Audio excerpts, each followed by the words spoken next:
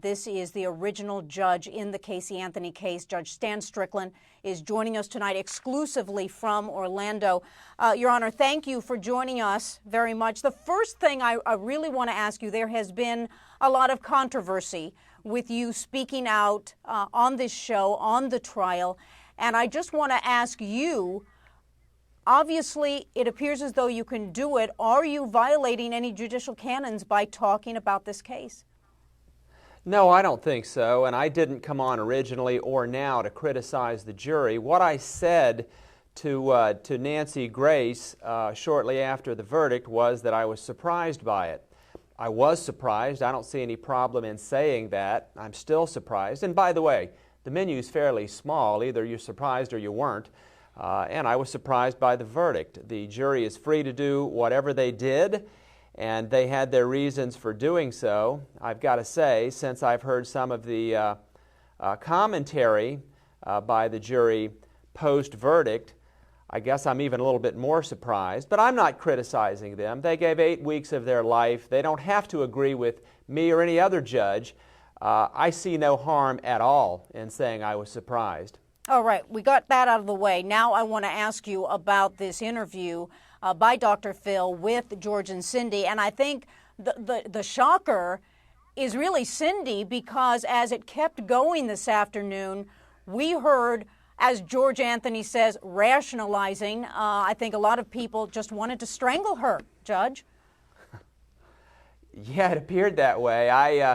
First of all, I don't watch much of the daytime TV, and I haven't seen much of this, but I think Dr. McGraw did a real nice job with this interview.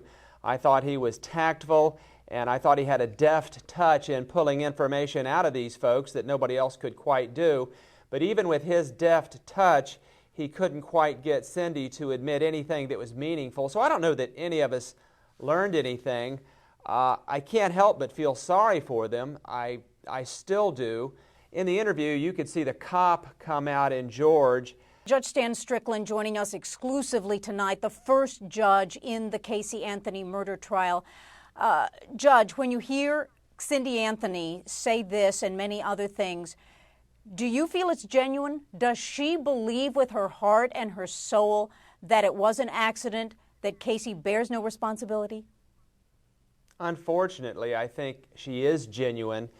And the essence of what she had to say was that God set her daughter free, and I would just beg to differ. A jury set her daughter free, and a friend of mine says God lives in Pinellas County, so maybe there's some substance to that. And I don't know what to say. I feel for her. I know she's in pain. I want to like her. I can't. I don't dislike her. From the very beginning, I've just always felt like she was a lost ball in high weed. Judge Strickland, it was brought up in the interview today about the jurors not believing the demeanor of George Anthony on the stand, not feeling that he had the credibility as that witness to be believable. George Anthony's response was that he felt that it was a smear campaign against him to try to get Casey Anthony acquitted.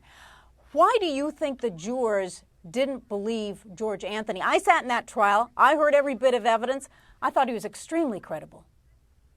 He was. Most of what he said made perfect sense, and if you associated his testimony with the videos of him, especially the one where I think he was discussing a missing Kaylee with Casey while at the jail, and she was telling him about, I couldn't have asked for a better father, I do not know how the jury could have looked at that tape and arrived at their conclusion that he was somehow there and had something to do with it. Let me again preface that, or actually follow up by saying I'm not criticizing them. They saw what they saw, they felt what they felt, and that is their job, and it's not my position to ridicule them for it. I just don't get it, and normally when an attorney makes promises in opening statement that he doesn't keep, generally, and Mr. Schaefer can back me up on this, they're punished severely by the jury later on. If you make promises that you don't keep, if you say you're going to prove something that you don't prove,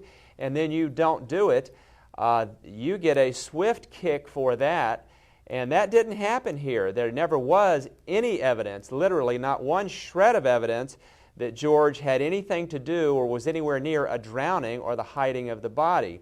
That came in opening statement, and not one witness or word was advanced in support of that. So I'm not able to square what the jurors had to say post-verdict with what their thinking was. And again, that's fine. They thought what they thought. They did what they did. I just don't quite understand it.